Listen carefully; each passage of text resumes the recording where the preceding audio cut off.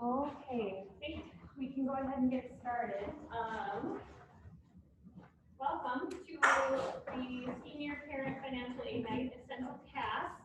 This is something that we hosted every fall, and we are fortunate to be able to have an in-person and a virtual event. And I think that's something that maybe one of the pieces that was fortunate to maybe pick up is that it's something I plan to keep because I think it's a good thing for people and in many different ways, many different reasons. So I did have some attendance sheets. So you students, go ahead and initial your names and write the name of your adult that's with you. There's two sheets, so if you want to pass it, just sign one. We're going to put one on.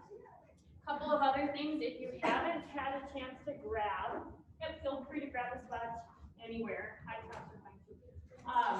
If you haven't had a chance, this is a high school senior timeline planning sheet that's helpful, kind of a checklist to go through what I should be doing August through September, October through December, and onward, and so forth. Okay, also good.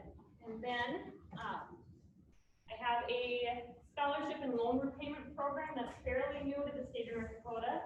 I think this is going to be year 3 of it, but it's a great option to help with the career shortage areas in the state of North Dakota. So that's one we'll talk about too. It's a fantastic option to pay for some of your college and your training. This is a student budget worksheet, also an Excel version and a PDF version, live versions available on NDSU's website. We'll show you where that is. Creating and using your FSA ID as well as a place to write down your login and user information so you don't lose it. And then the Bank of North Dakota has these regional cost sheets, so you compare costs of colleges regionally and make an informed decision. And lastly, the Career Outlook, which is put out by the Career Resource Network in North Dakota and CTE. And it tells you a little bit about projected openings in the state, different career areas, because one thing you want to make sure is that you're going to college and that you will have be gainfully employed once you leave. That would be a big bonus, so that we're going into majors and career fields that have openings, and that we can become employed in. Okay. With me tonight, I have Tammy Rieger with NDSU Financial Aid. So she will be doing a portion of this as well. So I'm going to give you kind of a rough overview of everything. She'll speak in or step in. But first to start, we have a guest speaker, Denise Bartholomew with Central CAS Dollars for Scholars. And I'm going to have her fast track and come up, introduce herself, talk about the Central CAS Dollars for Scholars. Do you have the school website to show how I sure can and do. My name is Denise Bartholomew. Like Chris has said, I've been on the Dollars for Scholars for quite a few years. I've kind of been in charge of the scholarships for as long as I've been on Dollars for Scholars. For those of you who don't know what Dollars for Scholars is, Dollars for Scholars will give your child an amount of money if they submit their application by our deadline. We do not accept any late applications. That's a hard, fast rule.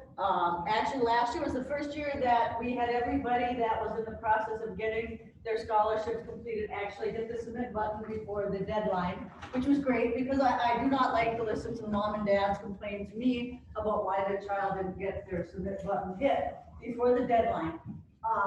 Another question I get is, why didn't Johnny or Susie get as much money as Sally or Jim?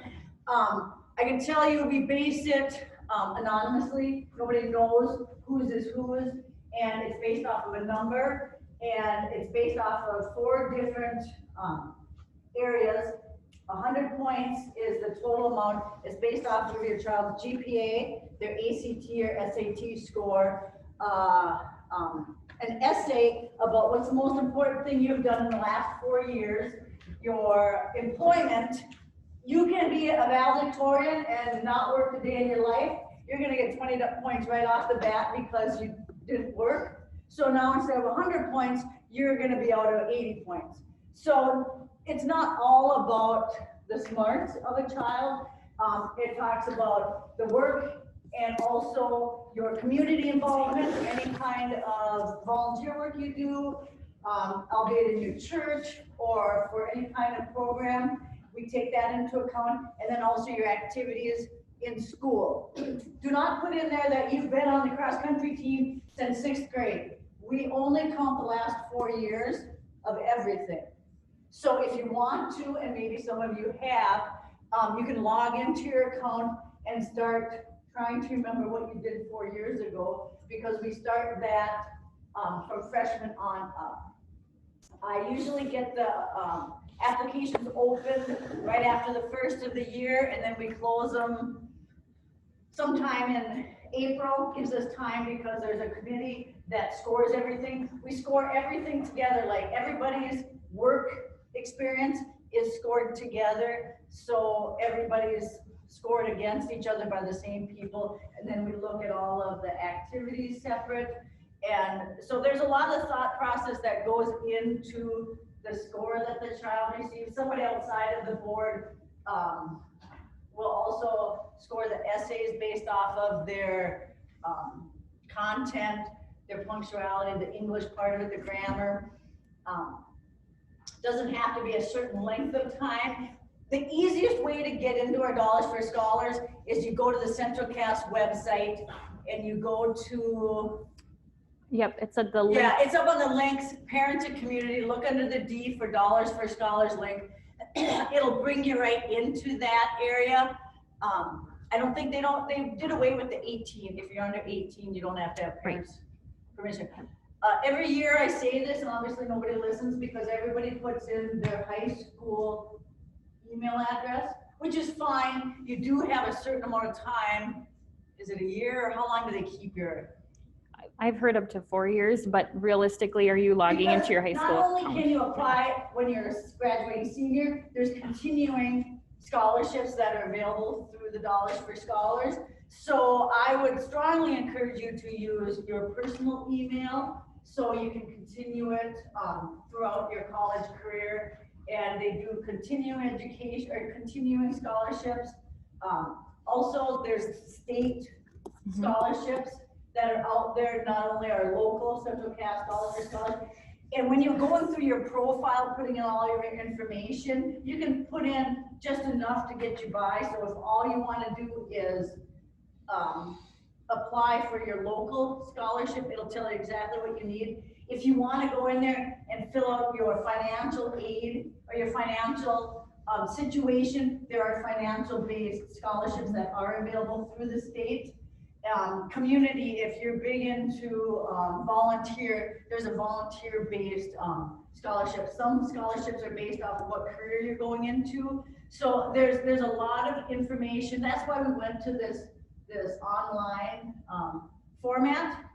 Long time ago when we started, it was all handwritten and it didn't go anywhere. So they forced our hand, made us do this, but it opens up a lot of more opportunities for the kids doing it this way. When you go in there and do that, I want to caution you, there's different ways to put in essays. The essay that we need you to fill out does not populate until you match to the Central Cast Dollars for Scholars, or the Dollars for Scholars scholarships.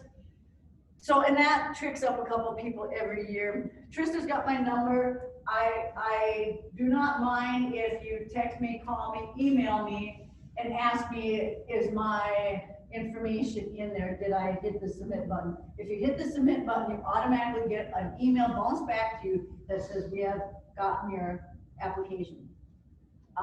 So if you don't get that, it didn't go anywhere. The IT, the contact, the support people for the Dollars for Scholars website, they're very good because I'm old, I'm not very technologically advanced, so I forget what has to be done on my end. So they're very good and very quick getting back to you if you have any questions along the way as far as having a problem navigating this. You can call me, text me, email me.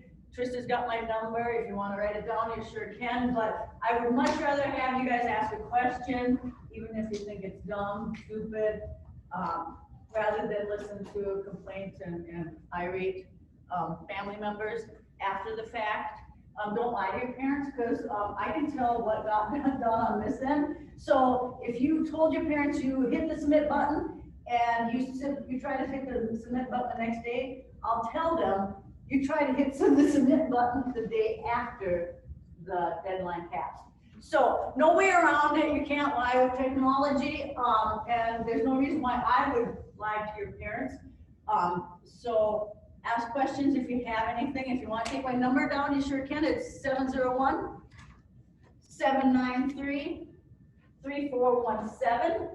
And I used to tell everybody, and some people still know this, even my son Peter Bartholomew did this without one question from me.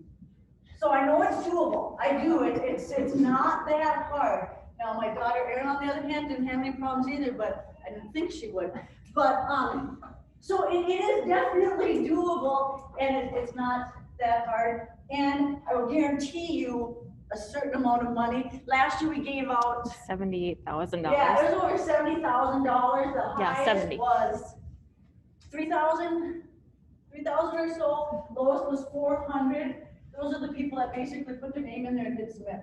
But it's still $400. That's a couple books that you don't have to buy. You probably don't buy books anymore. It's probably all online. But it's something to help you get started with your secondary education. Let's say you're teetering. I don't know if I'm going to college. I just don't know. I encourage everybody to apply. We will defer your scholarship for 4 years. Even if you're going to work work and make some money to try to go to college, if you're going to the military, if you don't ever use it in 4 years, it'll just go back into our funds. So it's not as if you're out anything other than a little bit of time to set this up. But whether you're going 2-year, beautician school, 4-year degree, anywhere, it doesn't matter where you're going, any kind of secondary education, Dollars for Scholars will definitely help out Central Cass students. So, any questions? I know I talk fast, but. And seniors, you will have, on our college application day on October 19th, you will have time to work on your Dollars for Scholars application during that time. And then during the spring, we've had a couple work days, like open hours, where Denise and another volunteer, I don't know if it was another volunteer, or I was available to help with your questions with your applications. And it was very poorly attended. I think there was maybe 1 or 2 students that came to just have time to work on their application, so they weren't rushing at the minute. But mind you, there were 12 kids the last 5 days in and out of my office with tons and tons of questions because they were scrambling to get their application done. And if they had spent more time on the front end, they probably would have been more complete and they would have gotten more money. So that's one of the benefits to working on it a little bit more ahead of time rather than procrastinating. So. Because you have to get a transcript and you have to email Trista to get this transcript put into the system. So if you wait until the last minute, it takes Trista a little bit of time to get that taken care of and everything. And so you start to sweat or wonder what you're going to do to get this done. So. Yep. So. October, what day did you say? 19th was our college application day for the seniors. So. Yeah. Okay, and they'll all be scheduled for a time to apply. There's Okay. a basket with some pens up there. So, questions, if you need numbers, is it okay if I share it at the end with, Absolutely. just reshare it for those that maybe didn't get a chance to write it down? October 19th. Yep. So, that'd be fantastic.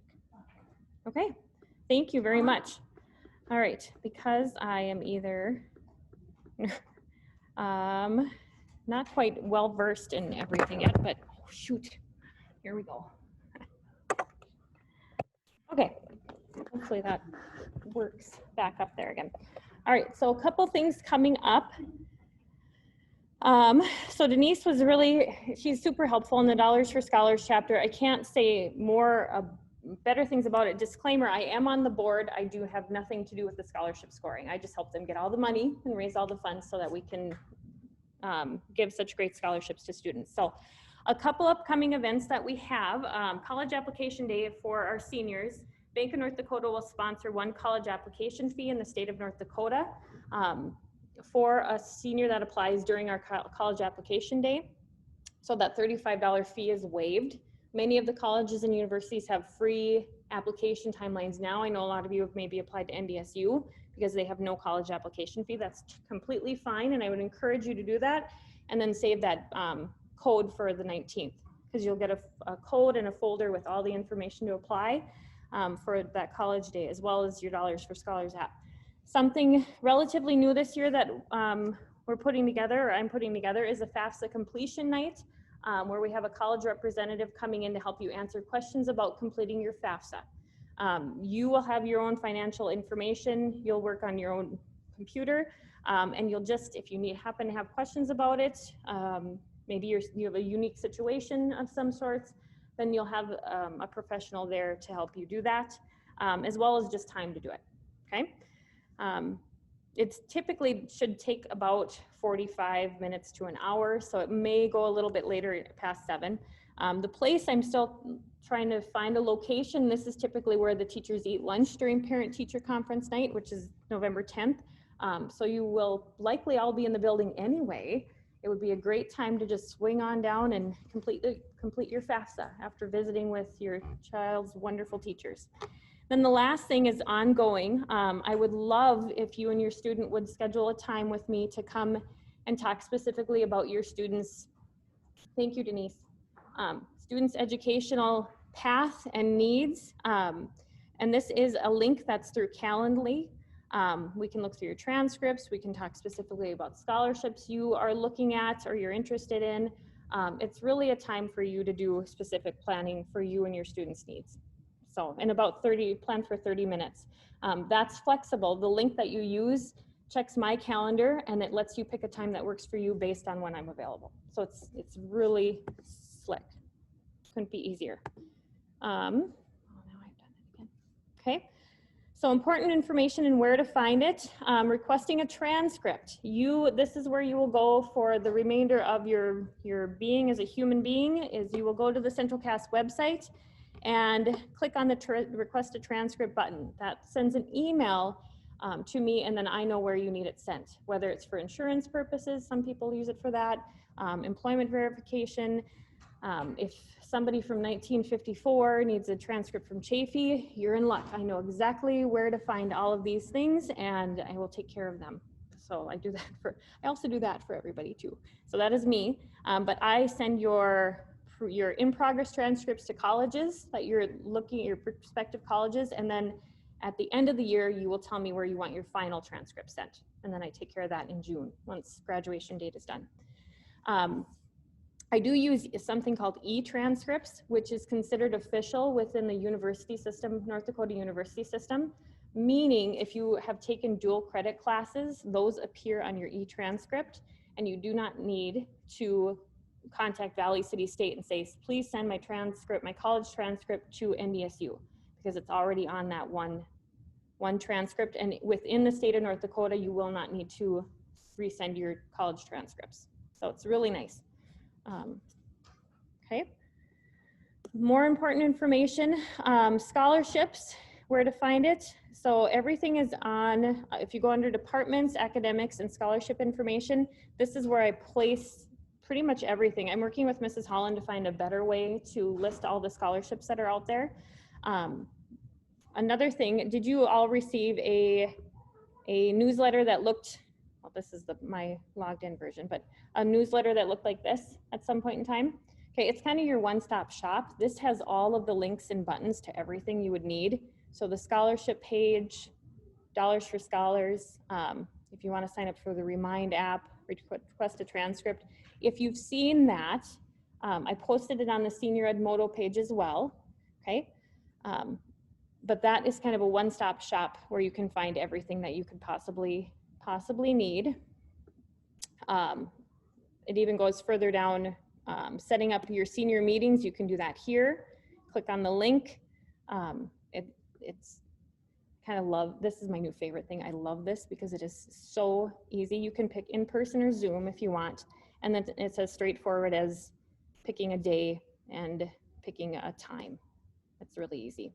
And then there's a little link down at the bottom, I think, to, there, up here, where you click on a form to tell me what you want to meet about, okay? The ASVAB has been completed. We did that last week. this is our financial aid night. College application day or week is coming up. FAFSA completion night, so some links about the FAFSA and resources. Bank of North Dakota has fantastic videos. Like if you want to know how to, am I a dependent or independent, or should I claim this or not claim this? They have nice short 2-minute videos that can help you with those things. College fair, we went on our college fair a couple weeks ago, but you can still meet virtually with some of those people. Bank of North Dakota has a great resource with the college handbook. Career Discovery has some good presentations. If you're a college-bound athlete or considering college athletics, there's a link for you. Are You Ready? You probably use this a lot with Mrs. Grumish. And then a new thing this year is you can get to your Are You Ready account through PowerSchool. So these directions will tell you how to do that. I will also be telling you how to do that during squirrel time, so don't fret. You'll get an opportunity soon. ACT, one of the best ways that you can get money for college is by improving your ACT score. Colleges right now are waiving the ACT score. It's either GPA or ACT score for some, but there are scholarships that are still connected to ACT scores out there. Work Keys tests, what those are, the scholarship, the career builders, which I will go into in a little bit, and then all the college visits. So if you have not done a college visit October 21st and 22nd, we don't have school, and the colleges so graciously have many open house days, some fall open house dates. I would really encourage you to visit one of the campuses during that time. UND is even offering, I think it's X amount of $1,000 scholarships for people that attend, and then they do a drawing like out of a hat. So, okay. Questions so far? Okay. Oh, I did forget to tell you, the Remind app, if you are on there, and you can sign up for that if you want, on Sunday nights and Wednesday nights, I typically send out like, here's a scholarship for people in wrestling, like here, and it's due on this day, or here's a scholarship for women in music. They're also posted on the website, but it's just a reminder for some of those things too. Okay. Words to know. So Denise talked about scholarships. Scholarships you do not have to pay back. They are awards to you based on merit, based on meeting certain eligibility requirements. There are scholarships out there even for your interests, that you maybe like to play basketball. There are tons of different kinds out there. The money's out there for the people that are willing to put in the time to get it. Grants are financial aid. That's free money given to the student by a federal or state government. You would need to plan to complete your FAFSA typically for those, so they can determine your need. So also money you don't have to pay back. Federal work study are part-time jobs for students with financial need, allowing you to earn extra income while working on campus. So if you qualify for work study, this basically means you could get a job on campus, you could live in your dorm, you could walk to the library, work at the help desk, get paid for it, and work for 2 hours between classes and then walk back to your dorm. You don't have to pay for parking or gas mileage. You don't have to worry about driving in the winter. It's a really great option and opportunity, a way to make money and work on campus. So definitely look into that. I worked on campus at MSUM in Moorhead at the daycare, and it was a wonderful opportunity. Like I'd go there, I don't know if this was a great time, but over their lunch hour, and I'd work with a bunch of 5-year-olds, and then I would go to my US history class or something after. But it was a fantastic experience. A loan is money that you do need to pay back. It's typically borrowed from a lender of some sort. Money you have to pay back with interest. So, all right. So this is an overview, kind of the FAFSA, and I won't go terribly in depth, but I feel like if you've had some experience with the FAFSA before, great. It's changed a little bit in the past, I think 5 or so years. The FAFSA is the free application for federal student aid.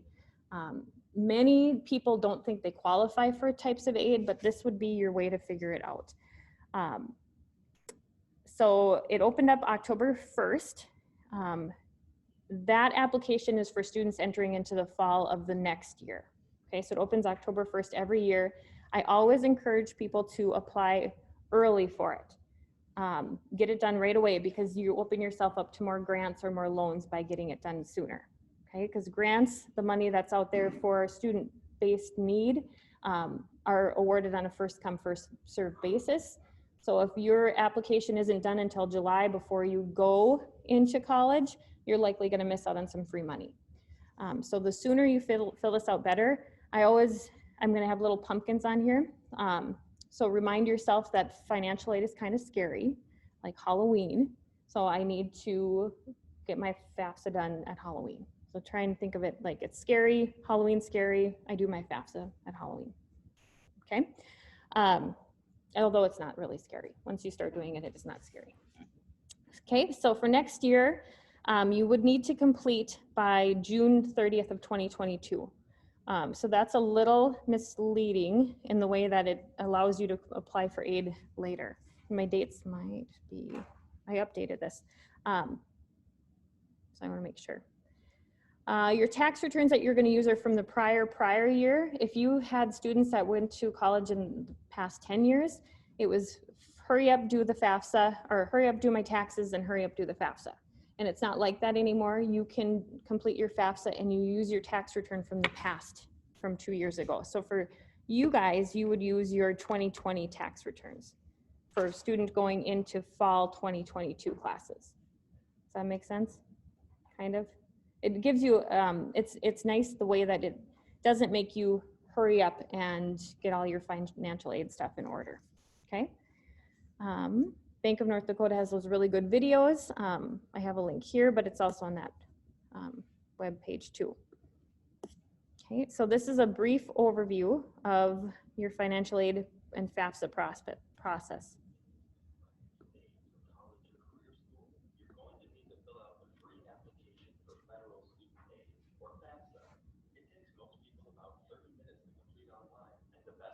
It's 100% free, and it provides you with access to grants, loans, and work-study funds from the federal government. And many colleges and states use FAFSA information to provide their own college or state financial aid.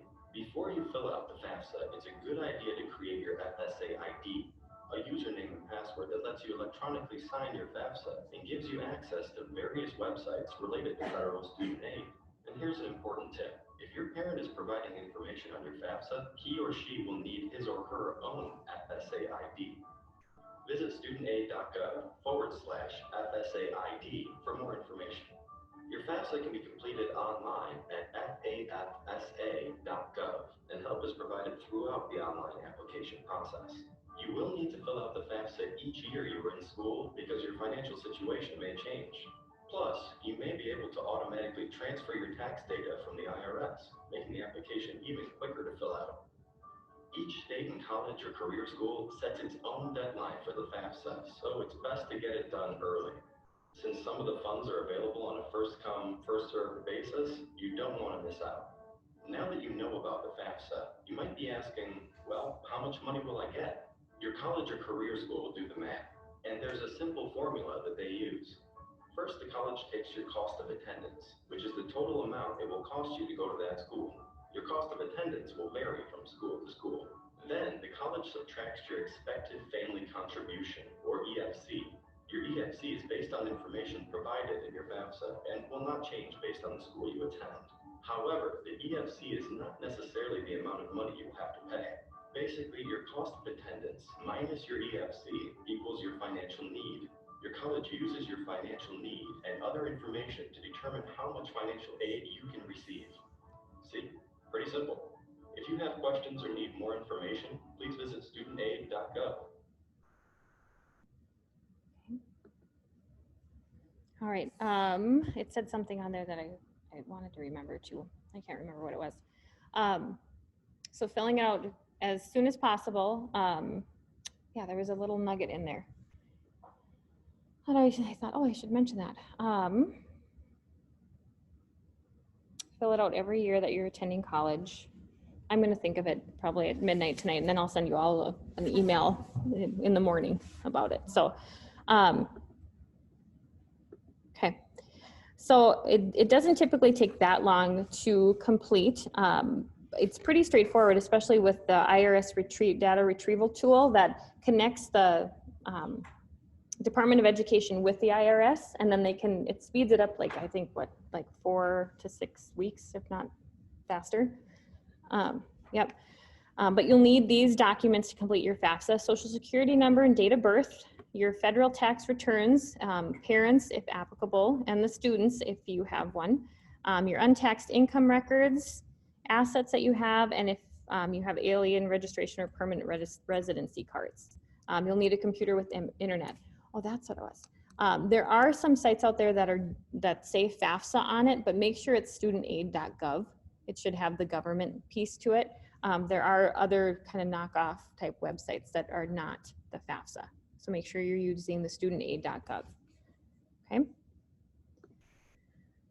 FSA ID, and at the conclusion of tonight, that's something that I hope you can stick around and take some time, that both you and your parent will need an FSA ID. It's basically your digital electronic signature for the FAFSA and for logging into it, which also speeds up the process too of everything. So both parent and child need their own. Make sure to write it down. There is a piece of paper over here that has your FSA ID, how to create it. And then on the back, it has write down parent, student passwords. So if you don't have that, that's up here as well. There's also something called a save key. So if you and your parent are working on the FAFSA, let's say in future years, and you are a state apart, you can use the save key to work back and forth. It's just, yeah, that's a temporary password shared between the two of you. Okay. I won't go through this creating an FSA ID maybe until the end, because it's something that you can do. It's pretty straightforward. That sheet walks you through it really nice. And this is something too I can send out as we go through. Okay. But that's going to be, that FSA ID is going to be your very first step that you want to create. You do not need to create a new one every year. You will reuse the same one over and over and over again. And parents, if you have multiple children or students in college, you'll use your same FSA ID. You don't need a new one if you already are using one for a different student, okay? Because you're the same person. It connects to your social security number, and there's only one of those and only one of you, okay? But students with parents and siblings in college, you'll need to create your own. Okay, IRS retrieval tool is a great tool. You do need to have, it's helpful to have a copy of your tax returns on hand for this, just so you can reference, but you need your valid social security number, tax returns, and then it doesn't share a lot of things because there's some privacy features. So if I was to go to my FAFSA and start the application, okay. I don't want to ask you any questions. I can't see my screen very well. Okay. Oh, that was what it was. FAFSA deadlines. North Dakota does not have a state deadline. You can start October 1st, and you can complete your FAFSA. North Dakota colleges don't have deadlines for the FAFSA either. So you don't need to do that, but okay, so if you complete the form, there's so many resources on this site. It can answer any question for you and walk you right through everything. Loan simulators, all of those things too. So new to the FAFSA or returning user, you would do this if you are going, if you have finished your freshman year of college. If you're new to the FAFSA and have not finished that yet, you just click into it and it's very straightforward. Okay, I'm a student, I'm a parent, I'm a preparer helping a student fill out a form. Okay, and then you just go through it like that. Students, you need to make sure this is your FAFSA, this is your federal student aid, this is not your parents' federal student aid. So this would be a very good thing for you to be doing and filling out. Your parents are contributing their income and information because you're their dependent. They're the people that take care of you, but ultimately it's your money that you're borrowing for your education. Okay, so parents, as much as you can, I mean, walk them through the process, teach them how to do this because ultimately they are the stakeholders in their education and in their loans too. Okay, so it'll even take you to create an FSA and then log in to continue. Okay, Data retrieval tool, you do not have to use this, but it is going to speed up your application process so you get your award letter from the colleges much sooner than otherwise. So you can put up to 10 schools on your FAFSA, even if you're not sure you're going to NDSU yet. If you're thinking about a couple different schools, you can send the report to the different schools, and then those schools will work to put together financial aid information for you. So apply to schools, which some of you are doing or will do. Complete your FAFSA. You'll get an award letter through the school, you'll get a student aid report and then an award letter through the school. The last one is a master promissory note that you will sign to say how much money you're going to borrow, and that's later into when you're into college, and then when you're further along in the process, and then the money gets sent to the school. Okay, and Tammy will talk more about that too. Okay, so tracking your college financial aid deadlines, your FAFSA next steps, make sure that you know your priority deadlines. In North Dakota, February 1st is a big, NDS uses February 1st. A priority deadline is when you need to have applied to a school in order to get some of the freshman scholarships that are out there. So if you applied in March, you wouldn't be eligible for the freshman scholarships. So know your school's priority deadlines so you don't miss them, because you could miss out on money, okay? So keep track of those deadlines. Submit any other financial aid applications that you might have, scholarships and otherwise. Remember October 1st and wait for your financial aid letter. For your scholarships and deadlines, I do have on that, I should have pulled that back up. I do have on that newsletter, I don't even know where it's at right now. I'll go all the way back. On that newsletter, that senior newsletter, there's a really handy, if you're an Excel person or if you want to print it off, there is a college application and scholarship tracking spreadsheet that you can use to keep track of everything. So you can keep this, you can save it. Where have you applied? What kind of information do they need? Okay, that's kind of hard to see.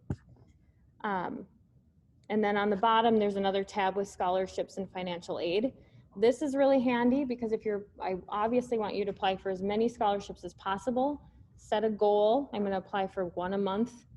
And then type in here what they are, right? So dollars for scholars. And then you can save these things. What's the website that you would go to? Do they need my driver's license? Is there an essay, right? And then as you scroll across, did I do these things? And then is the deadline completed? Okay. Use, reuse, it's in Excel, so you can just keep adding different things. And then your financial aid, your FAFSA too, you can keep track of. So those are all good resources for you that are out there on that newsletter as well. Okay, all right. Any questions so far? Maybe? Okay. So there's just a review of some of the words again. Denise went over dollars for scholars, and you'll have some time to apply for that coming up here.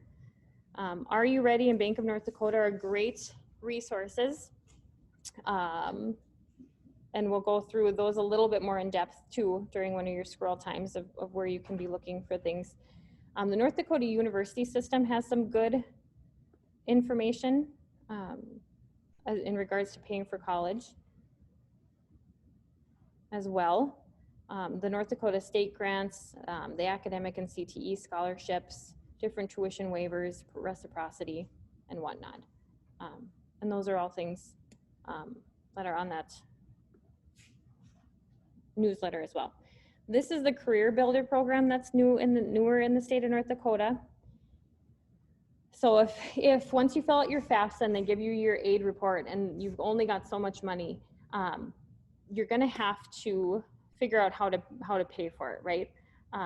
So this is the worksheet that is up here for you to grab. I will also send or link this in that newsletter too. I'll edit it and link this up. But what you need to figure out is how much money did I get through my loans for first semester, for second semester? And then what scholarships do I have and how much money do I need? Okay, and then the money that you have left over that you need would be what you take out for a loan. So that's why these scholarship categories here are so fantastic, because then it's money you don't have to pay back or take out for a loan, okay, for college. All right. And that's that piece of paper again. All right, so your checklist, I'm gonna have Tammy take over, but your checklist would be tonight to register for your FSA ID. And then on the 19th, complete your college application and then complete your FAFSA. You're welcome to come on November 10th after or during parent teacher night to do that, to get some help, and then make sure to start your Dollars for Scholars application.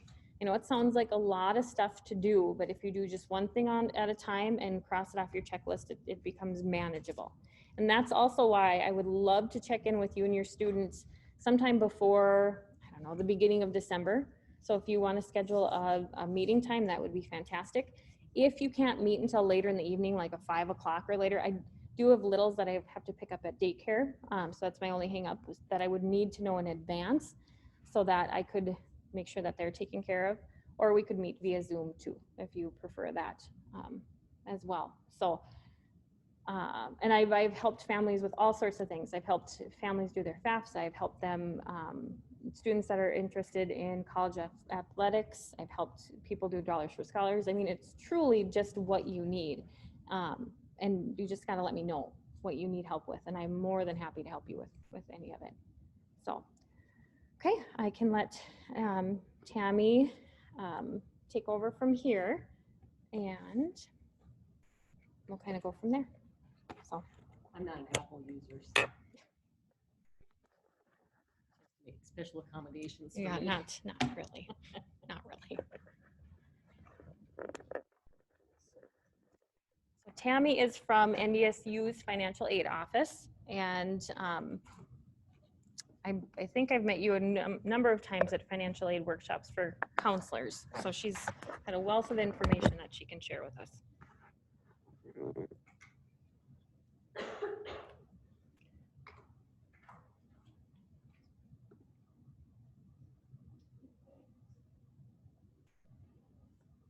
As she said, my name's Tammy.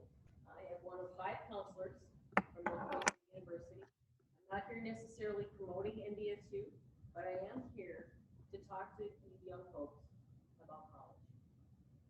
My first 2 weeks, usually on campus for fall term, I have people in my office going, oh my God, I have this bill due and I have no idea how I'm going to pay it.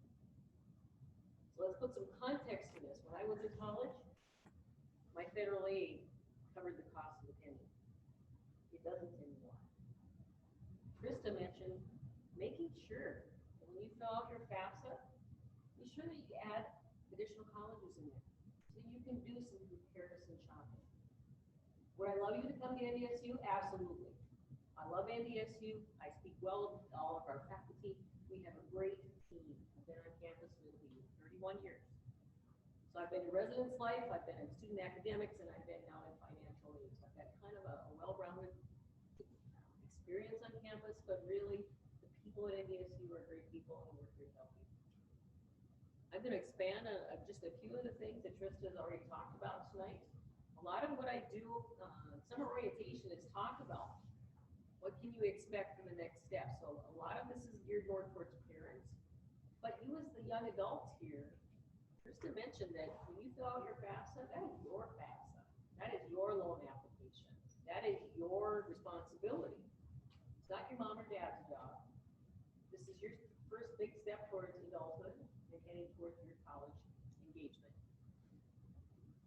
When I meet with students, a lot of times the questions I get are about terminology. What is this and what is that? So I wanted to start off, when I started looking at what Krista had and looking at the things that we should talk about tonight, terminology is one of them. I remember my first staff meeting with financial aid, and they were talking FAFSA, ICER, and COA, and it's like, what is all this? Okay? You get into the website information.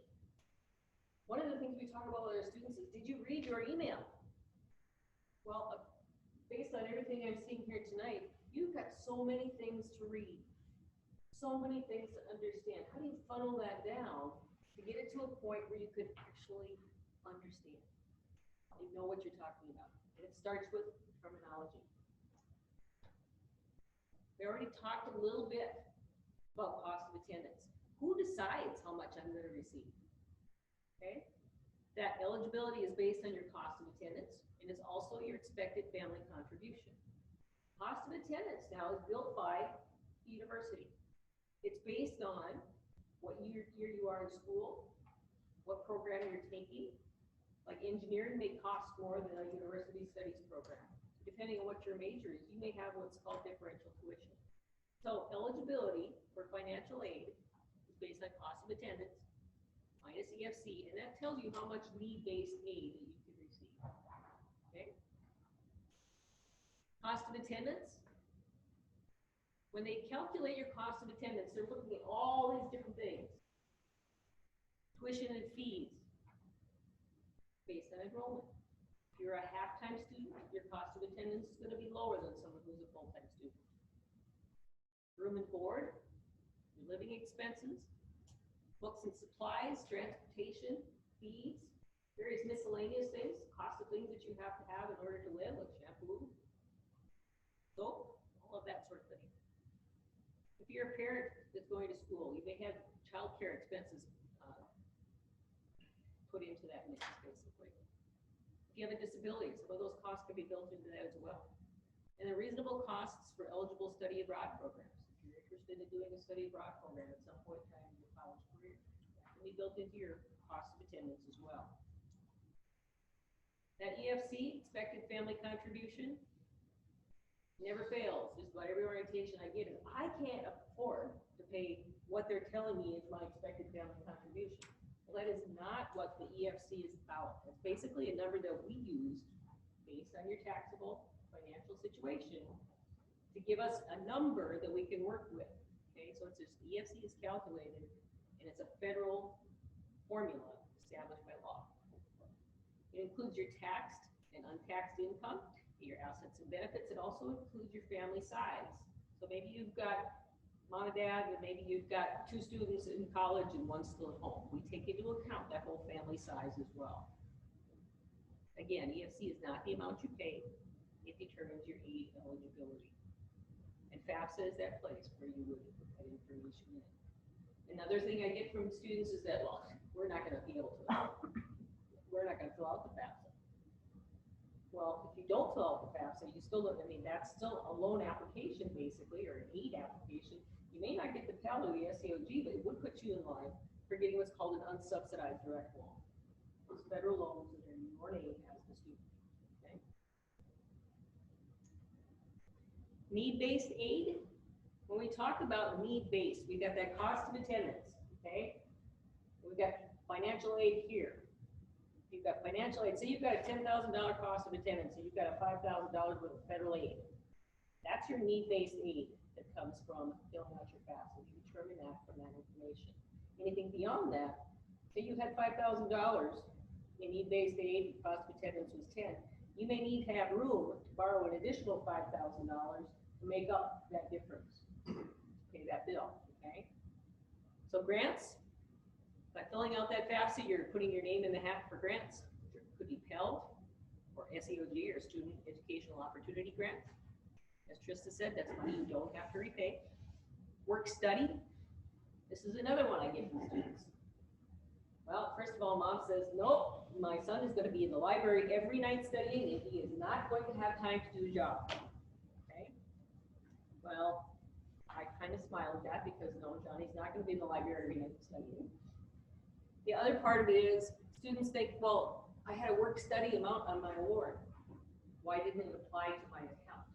Why am I not seeing those dollars? Well, it's because, as Trista mentioned, it's a work that you perform and you're paid for the hours that you work.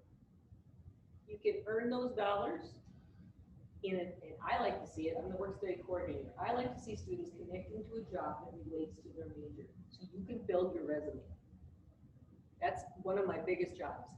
We are in kind of a partnership with our Career and Academic Advising Center. We just recently signed up to use Handshake as basically a job board where students look for work.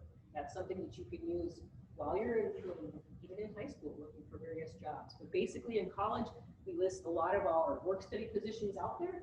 Those jobs you can work, like Trista said, between classes. There are some that have weekend hours, night hours. Some of my off-campus employers are the Historical Society for Clay County, Boys and Girls Club. A number of different places that we have availabilities for students to use those dollars. But basically, it's need-based aid. It is on your award, but you do have to earn it. If you look at that bigger picture, if we have to just kind of narrow it down, it's the FAFSA, the SAR, the student aid report, and the net price. So yeah, first you have to apply, and you have to take a look at that student aid report. If you listed 10 schools on your FAFSA, you're going to get reports back from all these different places. Compare.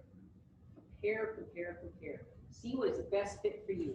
Look for that school that's got that academic major that you want. Make sure you're getting the best bang for your dollars, okay? Student aid report, when we talk about that, that's what you're going to get back after you have submitted your FAFSA. It's basically summarizing what your aid is going to be. Trista is going to be an awesome asset for you as you start looking at comparing these different offers. You guys have an excellent resource out here, and I hope that you take advantage of that, because oftentimes when you get to college, you are so busy with so many things, it's tough to play catch up. Use these resources now. Get your plan in place. Start planning ahead. I can't tell you how many families I've had come in when I do orientation with our freshman students. I'm talking to the parents while the students are out registering, okay? When the parents see my presentation and they talk about, oh my God, I'm gonna have this much money that I have to pay out, how am I gonna do that? That's not the time to be thinking about it. Do the comparisons now. Get your time in. Spend that time with Trista. She wants to help you. She wants to be there and work with you. She's an excellent resource. Make sure you use it. That student aid report, you're going to get that information back. You need to check that and make sure it's all correct. There are ways that you can make sure that it's correct. You're double checking it against, if you've used the DRT, it's the fastest, easiest way. It's going to bring your actual information in electronically. If you can use that, by all means do. Sometimes you can't, but make sure that you do use it if you can. If you need to change it, you go on and you can, in the checklist function under that FAFSA.ed.gov, you go to the what you must do now section and make sure any issues are resolved, and then you can basically resubmit it. Again, if you have problems with that, come and see Trista. That's the correction area, FAFSA.gov. Select the login, use your FSA ID. That's another point Trista brought up. How many of you have password vaults on your phones? I have a password vault that probably has 350 passwords in it. If I could tell you anything right now, I would say get one. They're free. It's an app. It keeps you safe and secure, for one, but it also gives you an easy place to not lose what's important to you. When you get to college, you're going to have all sorts of different sorts of logins. You may have logins here. And I'd recommend doing a little searching. Find a password vault that works for you. I can't live without mine. See, and I use a paper book. I can write everything down and then cross it off when you have to change it. Yeah. So get a password vault. Okay, another quick way to fix anything on that SAR is you can write on it and send it back in. It's not the most efficient method, but they do accept that. There's an address right on that form. You need to make some corrections.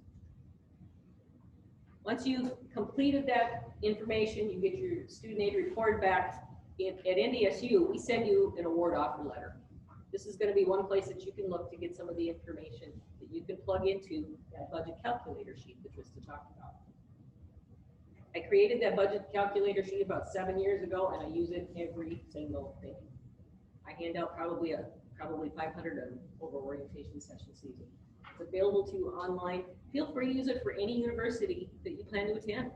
It's in Excel. All you got to do is plug the numbers in, and it gives you your bottom line at the very bottom side of it. Studentaid.gov. They have been just diligent about getting all the information out to you. Okay? This has been probably one of the biggest things I've seen that has been helpful in what I do. what I see it's helpful for students is that you're not looking in 20 different places for things.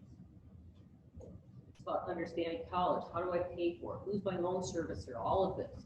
All of this information is out there, very easy to use. So if you remember nothing of what I tell you tonight, remember that address. Trista already touched on this, but my theme is know what you know before you go. And the sooner you know, the better prepared you're going to be. The less stress you're going to have, the better off you're going to be the first day on campus. And then you can enjoy welcome week and you can go forward and not have to worry about anything. You can into your dorm and take care of everything you need to, knowing that your finances are taken care of and it's not a worry. This is that budget calculator sheet. As Trista mentioned, it's available online. It is on that sheet itself, the address for that, so feel free to use that. It's not necessarily just an NDSU thing, as I said. Some of the federal loan facts. Subsidized and unsubsidized loans. How many of you know the difference between the two? Anybody? Well, you're a quiet bunch. Did I put you to sleep already? Or you're just wore out, right? When you complete that FAFSA, the subsidized loan is the loan that's the better of the two. It is need-based aid, so you do have to qualify for it. First year students can get up to $5,500 in federal loans. Second year it goes up to $6,500. Third and fourth year it's $7,500. Okay, that subsidized direct loan, the government is paying the interest on that loan while you are in school. Okay, 6 months after you graduate is when principal and interest comes into play. Unsubsidized direct loan. Okay, that is not need-based aid. Okay, so it fills in the gap. So say you qualified for the full subsidized direct loan for fall and spring term. That's $3,500 split between fall and spring. That means you have $2,000 that you would be awarded in an unsub loan. That one, from the time it disperses to you, is going to start gathering interest.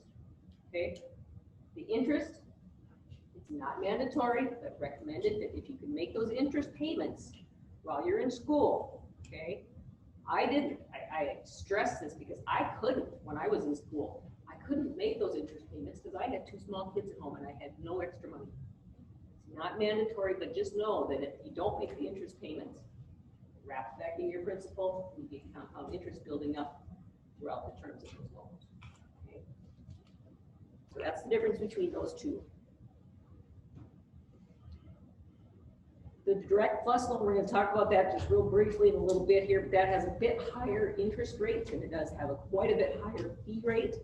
Don't be confused as a parent and say that I need to take out that particular loan, because you do not. There are other options. But if you are in a position where you can't qualify for private educational loans, and if you mentioned Bank of North Dakota is a good resource, there's all sorts of different lenders that work with that. Direct Plus is the only guaranteed federal loan for parents. Okay. With the benefits for the federal loans, it's a low fixed interest rates. They're guaranteed loans. They don't require a cosigner, and they are in your name as the young adult, you as the student. Okay. Options for paying for college: basically, you can self-pay. You may have some college education funds set aside. NDSU is a payment plan, different types of loans. They're private loans, and that Direct Plus loan we just talked about. So self-pay, basically, if you've got the money set aside.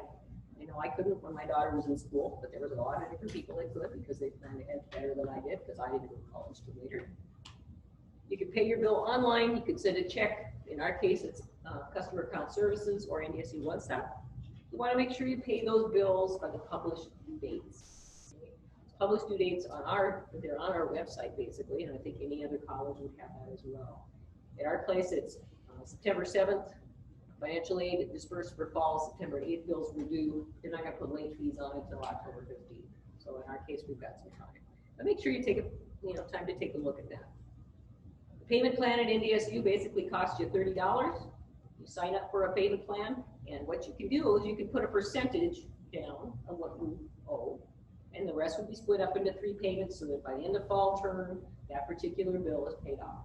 You don't get any late fees, nothing like that, but at least puts you in a position where you can make payments on that. Private loans, these are becoming more and more competitive. You hear a lot about Bank of North Dakota. The Bank of North Dakota is one of many. Okay? On our website, we've got a lot of information about those private loans. Students and parents typically are the borrowers. Students take out the loan, typically need a cosign. It's not that you have bad credit, it's maybe that you don't have enough credit. Okay? So a lot of them do require that you have a cosigner.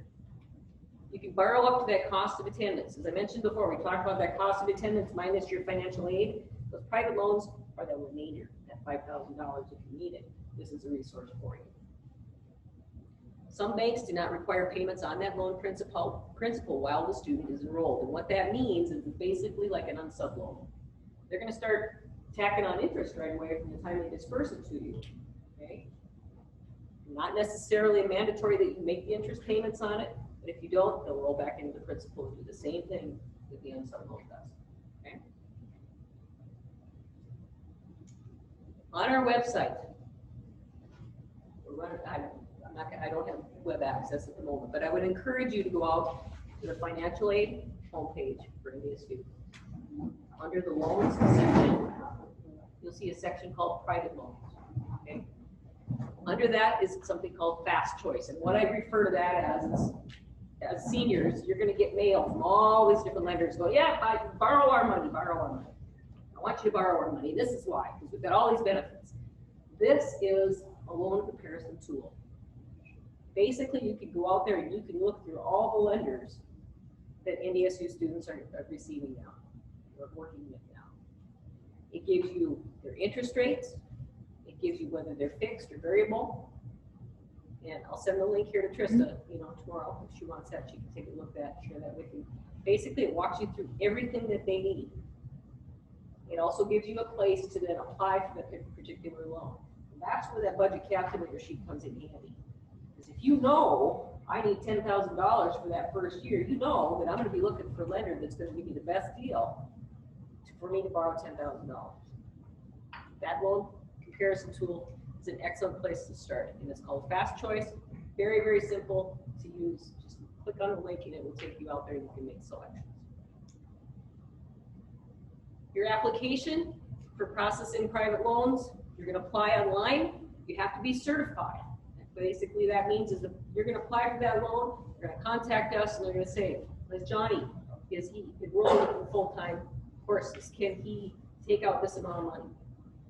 We would certify the loan, provided he meets all the requirements, let the bank know, and the bank basically sends it to your student account. Okay? If you have borrowed for a year, they're going to put the first half on the first semester. Second half will go on spring. So if you borrowed for $10,000 and you're borrowing for the year, they will split it for you. Direct Plus loan. This is the parents' only federally guaranteed loan. With this one, it's long-term fixed interest rate. You must have completed the FAFSA status. Okay. You look at that interest rate, 5.28%, and a fee rate of 4.228. This is not my first recommendation for a loan. I do definitely appreciate federal loan eligibility, but in this particular one, I hesitate to encourage anybody to look at that unless you absolutely need to. Okay. That plus loan, if you should happen to apply for it and you are denied, let us know, because that enables us to give your student additional unsubsidized direct loan funds. Okay. Special circumstances. We talked about you're filing your taxes from 2 years ago. You're using that data. Things can change. There might be a death in the family. There may be a divorce. There may be a lot of things that can change. High medical expenses. Okay? If you are in a position where something has changed, I can't guarantee that I can offer you additional funding, but I might be able to lower your EFC enough where you might be Pell eligible. You might be SAOG eligible, where you may not have been before. Okay? This special circumstance has really come in quite a bit since COVID hit. We've had a lot of people that have lost family members, that have lost jobs. We spend a lot of time going through this information. We have to require a lot of information from you, but we basically are re-verifying your household income, making it current. Again, I can't definitely say, yes, we can offer you more aid, but we definitely want to take a look at that because we want to make the things in the best place for you that we possibly can. There's a form on our site that you can take a look at, and see what's required. Basically, all it is an online application that you send in and submit for review. You wouldn't necessarily do that now, but if you're in a position where you're coming to NDSU, that's our process, and I'm assuming a lot of the other universities have the same. Federal work study jobs, we already talked about that a little bit. The only thing I want to add into this is that when you are working for an off-campus employer, and not that I'm trying to put down off-campus employment, okay? Say you're working out at the mall in Fargo. You're living in a residence hall, and Christmas time comes around, and your employer at the mall really wants you there full-time, okay? Your residence hall usually kicks people out over breaks. If you want to stay and work, you have to pay for break housing. So the benefit, one of the benefits that often kind of gets overlooked is that students can actually work on campus. You cannot be required to work during your class time. That's illegal, it's fraud for your program rules. Okay? But we are a lot more flexible when it comes to spring break, Christmas break, different holidays, things like that, where some of your off-campus employers may not be quite so happy to release you for that time. Let's put it that way.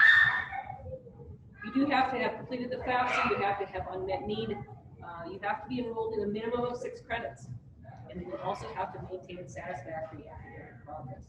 And I want to just touch on that particular term very, very briefly. Satisfactory academic progress, you have to complete 66.67%, or 2/3 of your coursework every semester. Minimum of a 2.0 GPA, okay? Without that completion, okay, so you can be done with fall term. You've gotten your A for fall term, you get to second term and you haven't met the requirements. Say you dropped out of a bunch of classes and you thought, oh gosh, dropped out after census. Drop those classes, that can affect your enrollment. That can affect your SAP, and you would have to do an appeal. The appeal takes you into another process where you have to send through an application, say why you couldn't meet SAP. But what it tells me, or what it tells us, is that you have to be responsible for your grades. If you're not, the first semester, you show a warning. If at the end of spring term, you don't meet SAP requirements, your financial aid is gone, and you have to earn it back. So know up front, keep those grades up, keep your enrollment. If you need help, find the help on campus. If you need to find out who to connect with and you're at NDSU, come and see me. I will locate someone for you. Okay? That is so very, very important. I can't tell you how many times I've had a student in my office going, I cannot pay for this. I can't stay in school and I have to leave. So it's very sad for me to have to walk somebody to the door and with tissue and say, there's nothing I can do. So come and see us ahead of time. Visit with those people that want to make you successful and help you be successful. Because I'm talking, my hands are over here.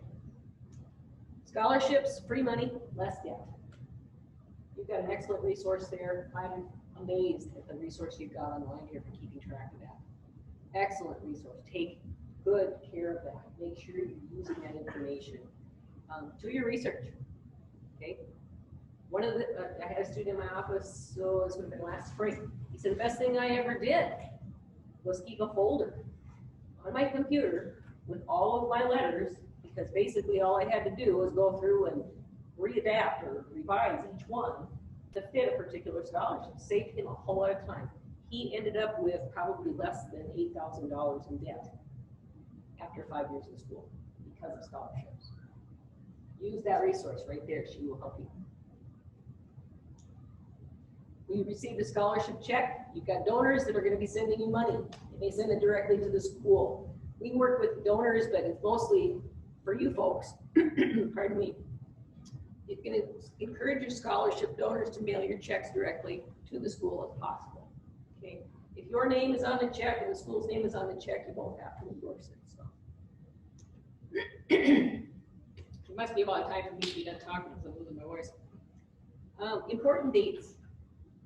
We talked a little bit about looking ahead, making sure when is summer orientation. It's nice to have it back as an option again. Well, my guess is we'll be having it face-to-face again next summer. Much better for us, much better for you, I hope. Know when classes are gonna start, when to register. When is your financial aid applied to your student account? How are you gonna pay your balance? When are the payments due? When do I apply for additional loans if needed? That's the stuff you need to start looking at now. Know what you owe before you go. Know when those late fees will apply. I'm gonna kind of skim through this quickly because I know I'm over time here, sorry.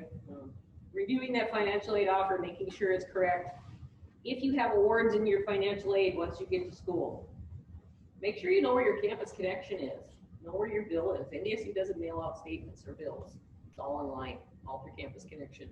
Making sure that you accept, reduce, or decline anything that's offered to you. Federal loans have to be accepted in order to be able to receive them. There's entrance loan counseling that you have to also complete. That's one of the biggest things I see students are going, well, why didn't my loan apply? They didn't do the entrance loan counseling and they didn't do the master promissory note. Entrance loan counseling is basically a tutorial about what those loans are. MPN is signing off on the loan paper. Report all your scholarships, submit all your scholarship checks. Estimate your bill, use that budget calculator sheet if at all possible. It's a simple but very powerful tool. Set up a payment plan if you need to or want to. Set up direct deposit, speeds everything up. In our case, we got a lot of students that when we first started working in Ceres Hall, there used to be lines of people waiting for checks. Direct deposit, you can avoid all that. Complete and submit your FERPA consent to release form once you have registered for college classes.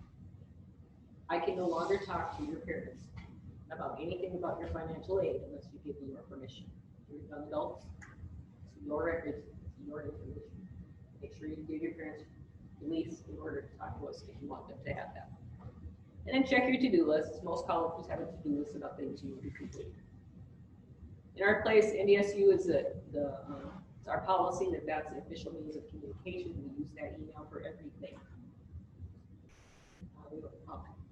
I'll probably just close since I'm already way over here. There's so much to read. There's so much to absorb. There's so much that your brain can take. If I can give you one piece of advice here before we leave tonight, is to just take a moment and breathe. Think about what it is you want to do. Think about a plan how you're going to get there. If you get stuck and it seems too overwhelming, I'm a financial aid counselor, it gets overwhelming. There's so many things that I have to read. I kind of joke that, reading in college is optional because most of the students that come to see me, it's, well, did you read your email? No. Did you get my voicemail message? No. Did you get my text message? No. Reading is not optional. I can completely understand if you're overwhelmed. There's so many things to look at, so many things to consider. But like I said, that lady right there can help you sort it all out. Use her as a reference. Use her as a reference point. If you're lost in financially questions, you get to college, that's what our office is for. We've got 5 counselors on board. We've got 3 verification people. We've got loan specialists. We've got directors here.